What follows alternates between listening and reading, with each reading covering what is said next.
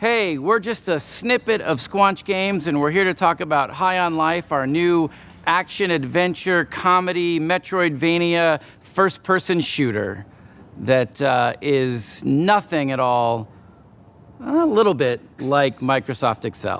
All right, you're a bounty hunter now. You gotta help me rescue my friends. They're Gatlians, just like me.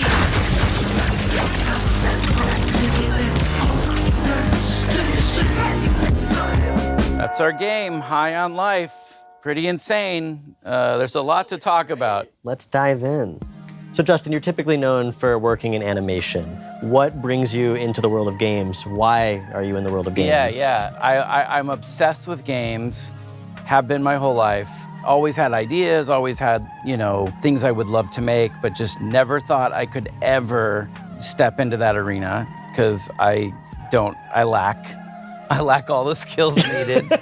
You don't know how games work. Other than like creative direction, creative ideas, like other than that, I lack all the skills to execute. But that's why, that's part of why you want to start Squanch, right? Is to be able to have an idea like that and let it grow to something amazing. And to be able to be creatively free. I wanted to make games that I wanted to play. And that was sort of the spark that just lit the fire of Squanch Games. And then we shipped Trover and we shipped Accounting Plus, and now we're on this absolutely dream game. This is like our real legit swing at like a proper, we're indie, but this is like our AAA, or is it triple I for indie? Yeah. We're triple I. Yeah, this is a triple I game. So the story of our game mostly follows Earth being invaded by this evil criminal cartel of aliens who come in and kidnap humans and start selling them on the black market like they're drugs. And you're the one human who has to team up with a talking gun and stop them. And when you select a cartel leader that you're gonna go after,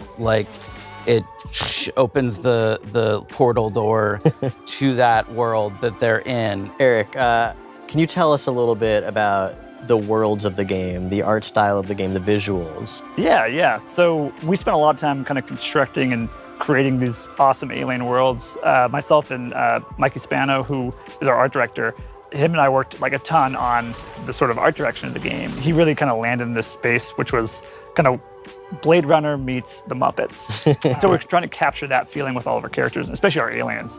And then each world is its own kind of unique flavor, right? I think some of the ideas came from very kind of core thoughts. We want to have an awesome alien, drug-dense spa on an asteroid. And yeah, what makes me really excited is the sort of really clear and it's almost deceivingly simple narrative, right? Save the Earth, humans or drugs, talking guns. Ta-da. So Alec, who are the guns? What's their deal? The guns are these talking alien Gatlians. They're all shaped somewhat like a gun you'd find on Earth, but they've evolved to be just gun-like in their own way. And so this race of Gatlians each has their own unique personality, their unique set of abilities, and you're gonna be rescuing them from this evil alien cartel, and together, you gotta stop the bad guys.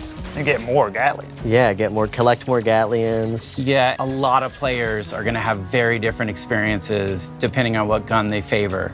Yeah, you kind of pick your favorite companion to have out a lot and hear their dialogue, be part of different dialogue scenes and stuff. Yeah. Look at us, blasting away! And sometimes you can unlock the guns in a different order than another player has. So when you go back through a level, you'll see things that you would have been able to access if you'd done it in the other order. That's and you can come back. That's a huge one. All right, so we've talked about this crazy good game that sounds amazing. Why should people be excited to play it?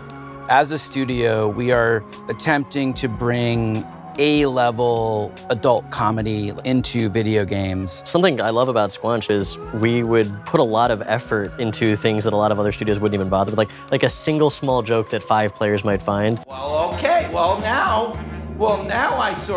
I can. I love that stuff. I love edge casing and It's what makes you remember a game. Yeah, if a player's trying to break the game in a certain way and then you have an answer for that for them, that is such a memorable and amazing moment.